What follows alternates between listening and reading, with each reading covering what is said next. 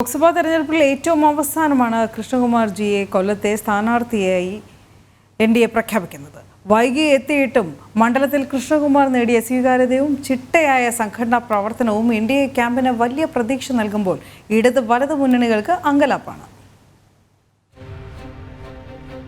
തെരഞ്ഞെടുപ്പ് പ്രചാരണത്തിന്റെ അവസാന ലാപ്പിൽ കൊല്ലം ലോക്സഭാ മണ്ഡലത്തിൽ എൻഡിഎ സ്ഥാനാർത്ഥി കൃഷ്ണകുമാർ തന്നെയാണ് താരം.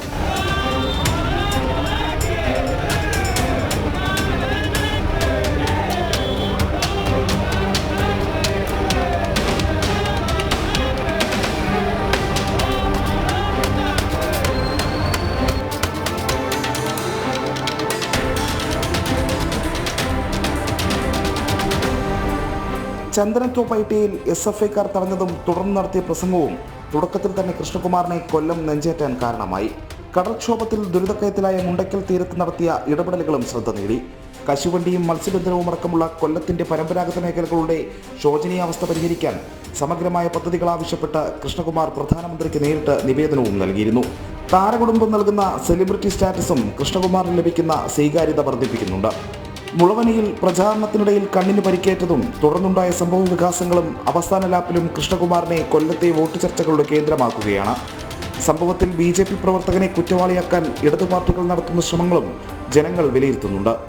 വൈകിയെത്തിയ സ്ഥാനാർത്ഥിയാണെങ്കിലും മണ്ഡലത്തിൽ വലിയ മുന്നേറ്റം നടത്താനായതിന്റെ ആവേശത്തിലാണ് കൃഷ്ണകുമാർ. എങ്ങനെ നന്ദി പറയണമെന്നറിയില്ല. കാരണം പെട്ടെന്ന് അതും വൈകിയ വേളയിൽ എൻ്റെ പേര് അനൗൺസ് ചെയ്യുന്നു. വൈകിയ വേള വെച്ചാൽ സമയക്കുറവ് നല്ല ഉദ്ദേശിക്കുന്നത്. ഏറ്റവും ലാസ്റ്റ് ലിസ്റ്റിലാണ് വന്നത്. തിരുവനന്തപുരത്ത് നിന്ന് വരുന്നു. എന്നിട്ടും ഒരു സ്വന്തം വീട്ടുകാരെ പോലെ എനിക്ക് വേണ്ടി പ്രവർത്തിച്ച ഓരോ പ്രവർത്തകർക്കും എങ്ങനെ എനിക്ക് നന്ദി പറയണമെന്നറിയില്ല. പകലില്ലാതെ ഒരു ദിവസം പോലും നമ്മൾ 12-1 മണിയാവാതെ തീരുന്നില്ല. ഒരിടത്ത് പോലും ക്ഷീണമില്ല. ഊർജ്ജം കൂടിക്കൊണ്ടിരിക്കുന്നു. ഇതിനകത്ത് എന്തൊക്കെ വേണമെങ്കിൽ സാധാരണ ഇലക്ഷൻ സമയത്ത് അങ്ങോട്ടും വഴക്കും മറ്റതും വരാം. ഒത്തൊരുമയോടെ സ്നേഹത്തോടു കൂടി ഇങ്ങനൊരു പ്രവർത്തനം, അതും സ്ത്രീ പങ്കാളിത്തം, എവിടെ ചെന്നാലും സ്ത്രീ പങ്കാളിത്തം നിറഞ്ഞു നിൽക്കുന്ന സ്വീകരണ വേളകളിൽ ഇതെല്ലാം സൂചിപ്പിക്കുന്ന വെച്ച് കഴിഞ്ഞാൽ മടുപ്പ് എന്നൊരു സാധനം, അതായത് വികസന മുരടിപ്പ് കണ്ട് കൊല്ലം ജനത മടുത്തിരിക്കുന്നു. ഇന്ന് നല്ലൊരു പാർട്ടി നല്ലൊരു സ്ഥാനാർത്ഥിയെ കിട്ടിയിരിക്കുന്നു. നരേന്ദ്രമോദിയുടെ വികസനം അവർ സ്വപ്നം കാണുന്നു. അത് യാഥാർത്ഥ്യമാക്കാൻ ഈ വരുന്ന 26-ാം തീയതി താമര ചിഹ്നത്തിൽ വോട്ട് ചെയ്ത് ഇവിടുത്തെ സ്ഥാനാർത്ഥിയെ BJP സ്ഥാനാർത്ഥിയെ വിജയിപ്പിക്കുന്നതാണ് എല്ലാ ലക്ഷണങ്ങളും കാണിക്കുന്നത്.